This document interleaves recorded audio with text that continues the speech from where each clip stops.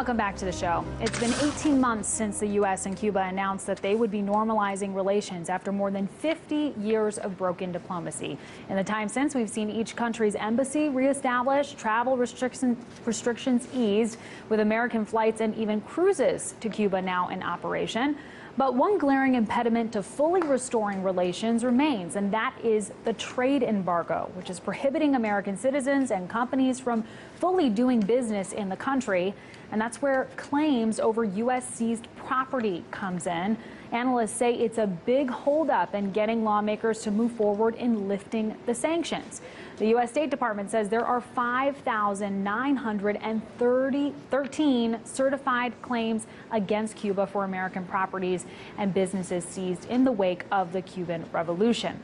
The U.S. government says compensation for those claims will amount to $1.9 billion, $7 billion if you count interest over the last 5 decades. That amounts to 20% of Cuba's GDP. But complicating the matter further is Havana's own compensation claims now, billions of dollars they say were lost as a result of the embargo.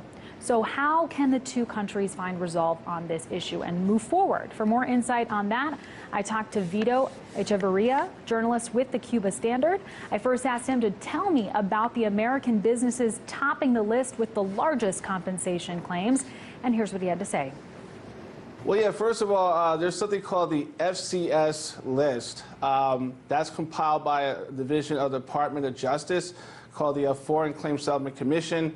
Back in the early 1970s, they compiled a list of both American companies and individuals with outstanding claims to Cuba, stemming from the Cuban Revolution's confiscation of American properties. And some of the names are very interesting. They run the range from Office Depot, which through a series of acquisitions, they end up getting the largest claim actually against Cuba. I believe it's in the area of $267 million.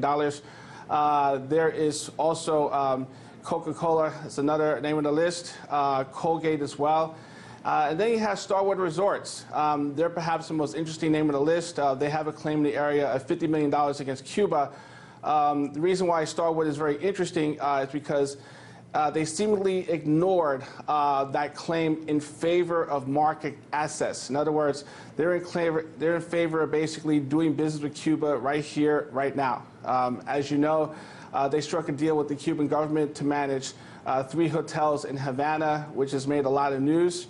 And obviously questions have been raised as to whether Starwood has actually settled those claims or they're choosing to ignore it. Yeah, that's exactly what I was going to ask you. I mean, you have Starwood now managing these 3 luxury hotels, and it begs the question, how much do they really care about getting repaid if they're going to sort of bypass that, or so it seems, and strike this deal with Cuba? What are your thoughts on that?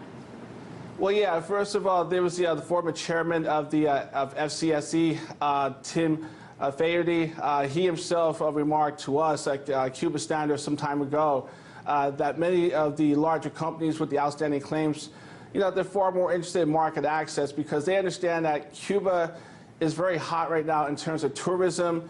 And, it's just a tip of the iceberg because, the American market, that is American tourists going to Cuba, is going to start opening up later this year. U.S. Department of Transportation will be allotting a number of flights. I believe it's up to 120 flights a week that will eventually be allocated to American Airlines, to Delta, United, as well as JetBlue, which can bring American passengers from various points of departure, from Miami, of course, as well as New York, Washington, I'm sure Los Angeles as well. So, the number of tourists currently going to Cuba right now, which is in the area of 3 million, that will probably double, if not triple, in the near future.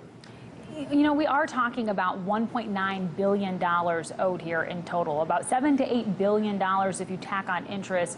We know that's nearly impossible for Cuba to pay on its own. Where might the U.S. suggest that Cuba gets this money? There are 2 ideas in the works right now. One idea, obviously, would be the fact that the United States has confiscated through the Treasury Department and Department of Justice billions of dollars in fines from major banks overseas, such as BNP Paribas, Societe Generale, among others. we're talking fines in areas of billions of dollars, and that money could theoretically be used to fully settle those claims with interest. So that's one idea that's being floated around. Another idea was brought up by it was an event here in New York last year called the Cuba Opportunity Summit. There's an individual in Miami, basically who came up with the idea of using a fund in the area of $1.5 billion that would consist of $750 million in developable properties that the Cuban government would come up with, and another $750 million cash that investors here can come up with. The idea would be to swap that, for the outstanding claims. So eventually, once the two sides, the U.S. and Cuba sides, come into full negotiations, those claims can finally be settled that way. Okay, well, what further complicates the situation, as far as I understand, is that Cuba has issued a counterclaim. They are saying that they are also owed money, at least $121 billion in reparations incurred by the embargo.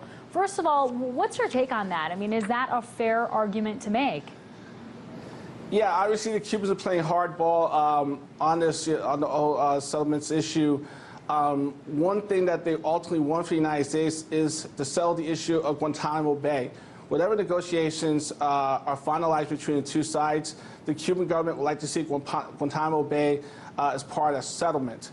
So there's a distinct possibility that that could happen. You have to remember, the Obama administration has vested a lot in this whole rapprochement, this normalization process with Cuba, especially given the fact that Obama himself has had a series of foreign policy failures. Cuba is one of those few areas in which he can claim at least some success in at least opening things up and trying a brand new approach to a 50-year policy of a blockade against Cuba that's failed miserably to achieve its objectives of, if you will, regime change in Havana. Negotiations, as far as I understand, are still underway right now. And as you mentioned, I mean, the Obama presidency is essentially 6 months to its end. What's the likelihood that we will get some resolve on this issue before it wraps up? And what does it mean for the greater efforts of normalization if this issue is forced to carry on into the next administration?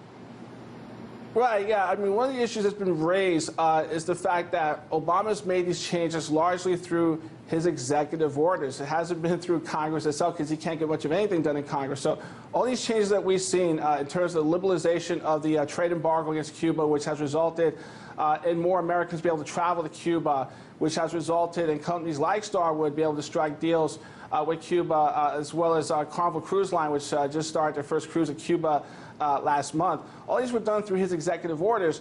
The question is, okay, once Obama leaves office in January, what happens to those executive orders? Are they still in effect, or do they die with him? And the answer from some attorneys I spoke to is they can be rescinded by the next president, but only if the next president chooses to do that. Obviously, the next president, whoever that's going to be, whether it's Hillary Clinton or it looks like Donald Trump at this point, they have the option either keeping Obama's executive orders enforced or to rescind them.